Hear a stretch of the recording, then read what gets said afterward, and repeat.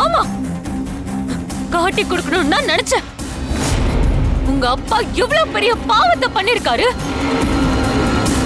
அப்பாவிங்க 2 பேரையும் துடிக்க துடிக்க கொலை பண்ணிருக்காரு.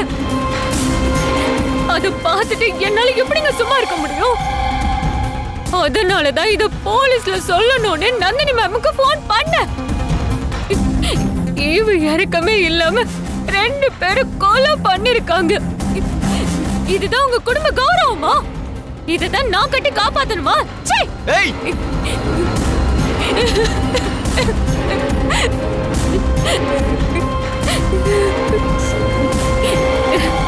இத பாரு சத்யா, பெரியங்க விஷயம் எல்லாம் உனக்கு புரியாது.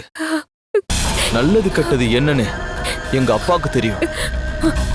என்ன நடந்துச்சுன்னு முழுசா தெரிஞ்சுக்காம எடுத்தோனையே போலீஸ்க்கு போறது தப்பு. புரியுதா?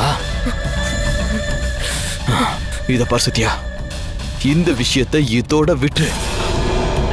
அதான் உனக்கும் நல்லது, இந்த குடும்பத்துக்கும் நல்லது.